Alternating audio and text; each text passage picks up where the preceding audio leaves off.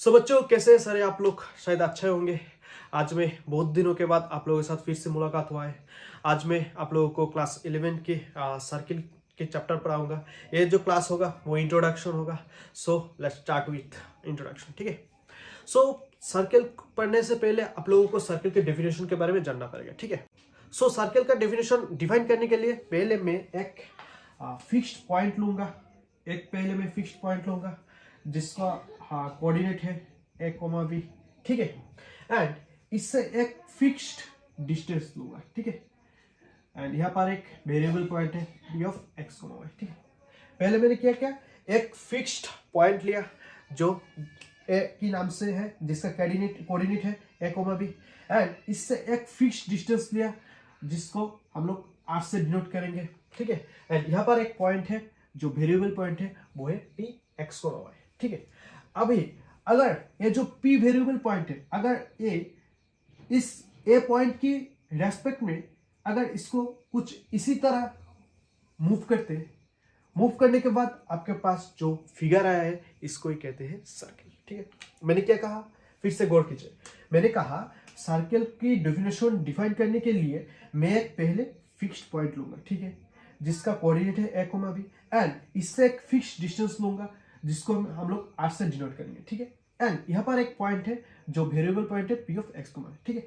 अभी अगर ये जो पी पॉइंट है ए की रेस्पेक्ट में अगर इस कुछ इसी तरह मूव करते हैं इसके चारों तरफ, तो जो फिगर आया है इसको ही कहते हैं सर्कल। ठीक है।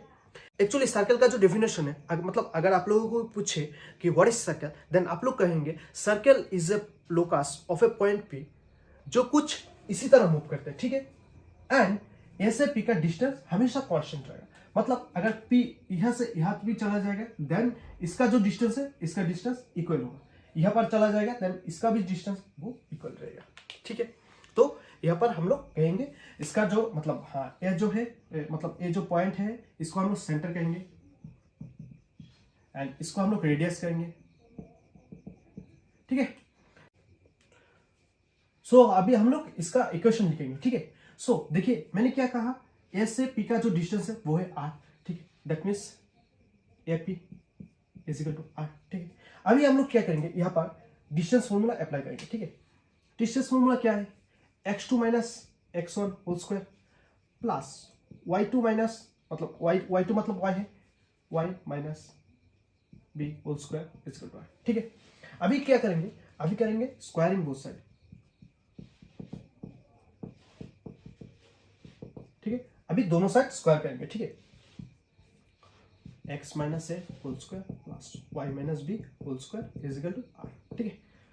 बोथ साइड मैंने स्क्वायर कर दिया। ठीक है। अभी स्क्वायर रूट कट जाएगा तो रह जाएगा x minus A whole square plus y minus B whole square is equal to square. This is the fundamental equation of a circle. ठीक है। हम लोग सर्किल का इक्वेशन ऐसे लेंगे। ठीक है।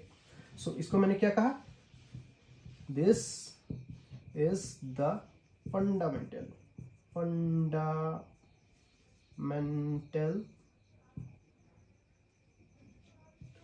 इक्वेशन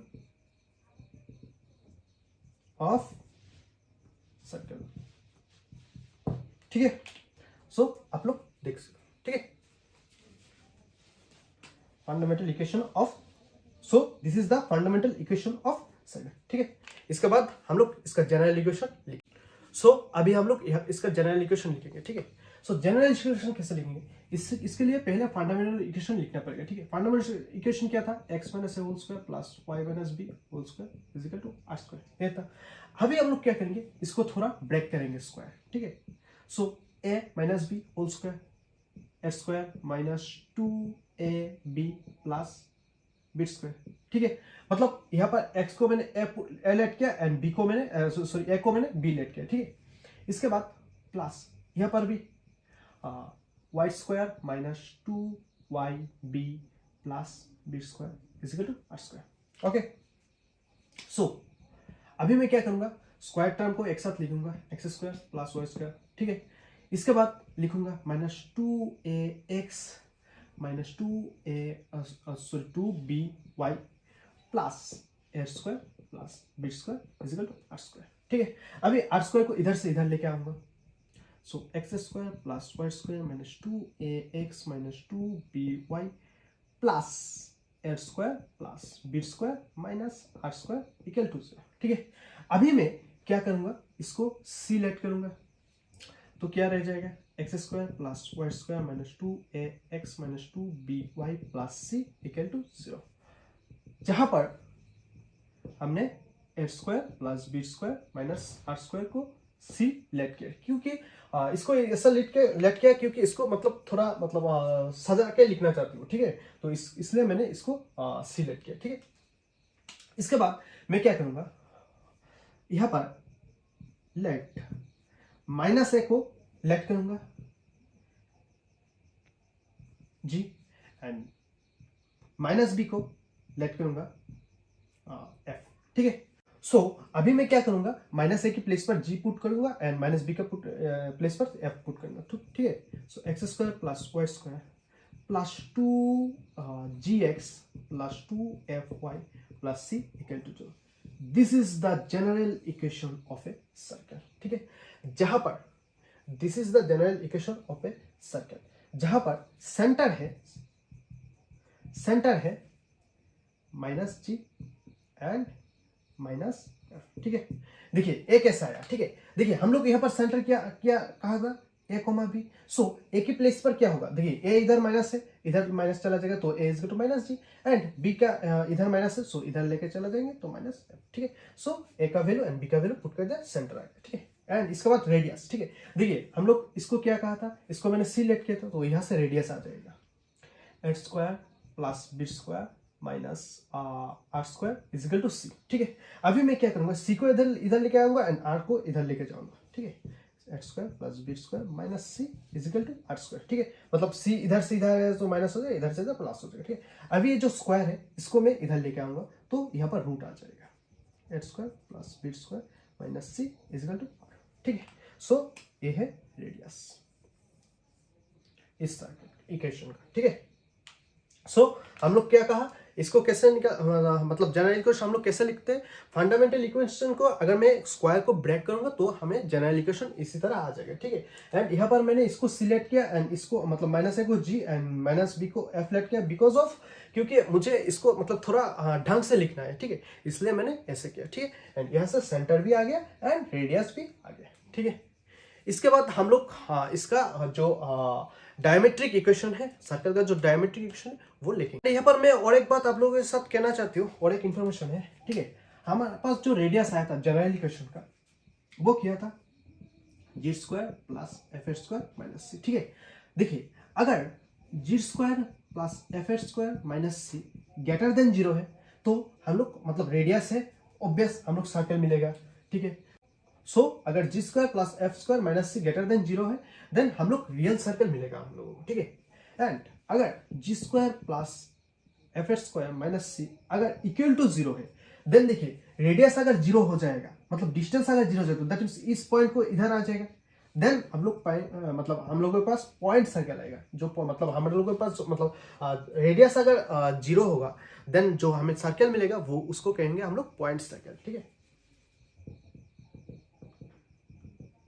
ठीक है, एंड यहाँ पर रियल सर्कल। ठीक है, इसके बाद अगर g square plus f square minus c अगर लेस देन 0 हो जाए देन जो सर्कल मिलेगा वो है इमेजिनरी सर्कल। एंड हमेशा याद रखना, अगर रेडियस मतलब जो सर्कल का इक्वेशन है, अगर मतलब रेडियस अगर लेस देन 0 है देन इमेजिनरी सर्कल मिलेगा, मतलब वो जो सर्कल का इक्वेशन रहेगा एक्चुअली में वो सर्कल का इक्वेशन ही नहीं है। ठीक है, मतलब हम लोग ऐसा कहेंगे। ठीक है, इमेजिनरी कुछ नहीं होता। ठीक है, इसके बाद हम लोग सर्कल का डायमेट्रिक इक्वेशन करेंगे। ठीक, सो अभी हम लोग डायमेट्रिक इक्वेशन करेंगे। ठीक है, सो डायमेट्रिक इक्वेशन डायमेट्रिक इक्वेशन के लिए हमें पहले 2 पॉइंट चाहिए। ठीक है, जो है सर्कल का डायमीटर। ठीक है, इसको मैं ए x1, y1 एंड इसको मैं b लेट करूंगा x2, y2। ठीक है, अभी मैं क्या करूंगा, यहाँ पर एक सर्कल ड्रॉ करूंगा।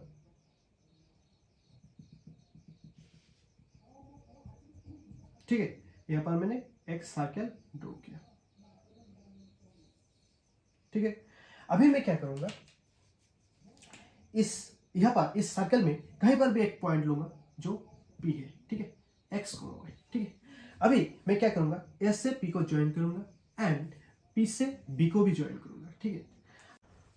अभी अगर ये जो AP लाइन है एंड BP लाइन है बीच में अगर 90 डिग्री एंगल क्रिएट करेगा देन वो हर एक P हमेशा उस सर्कल में मूव्स करेगा, ठीक है। तो देखिए जब दोनों लाइन के बीच में 90 डिग्री होते that means both are perpendicular, ठीक है, that means AP perpendicular PB, ठीक है।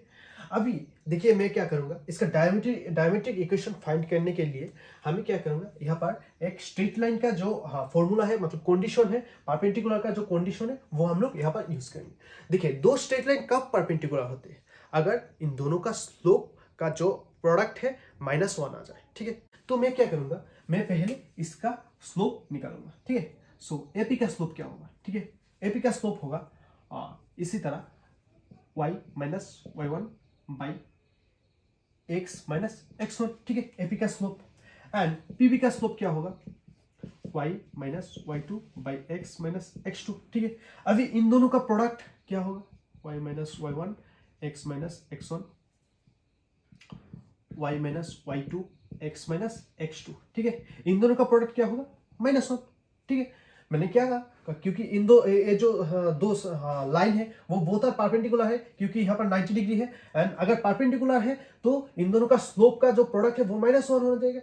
तो इसका स्लोप ए है, इसका स्लोप ए है, सो इन दोनों का प्रोडक्ट -1 होगा, ठीक है। सो अभी मैं क्या करूंगा, अभी यहाँ पर क्रॉस मल्टीप्लिकेशन करूंगा। सो y minus y1 and y minus y2 इधर रह गया एंड अगर यहाँ पर माइनस है एंड अगर 1 से इसको मल्टीप्लाई करूंगा तो x minus x1 x minus x2 रह जाएगा, ठीक है। अभी इन पूरे सेट को इधर लेके आऊंगा।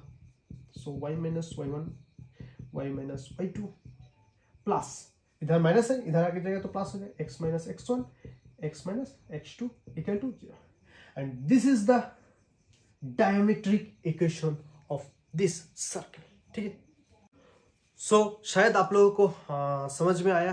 अगर कुछ आप लोगों को प्रॉब्लम है एंड साथ साथ में आप लोग इसको नोट भी करते रहिए। अगर कोई प्रॉब्लम है देन कमेंट बॉक्स में कमेंट कीजिए। इसका और एक पार्ट रह गया जो है पैरामेट्रिक फॉर्म, सो उसको नेक्स्ट वीडियो में मैं कवर करूंगा। इसके बाद इसका मैं जो NCERT बुक है उसका भी न्यूमेरिकल सॉल्व करूंगा।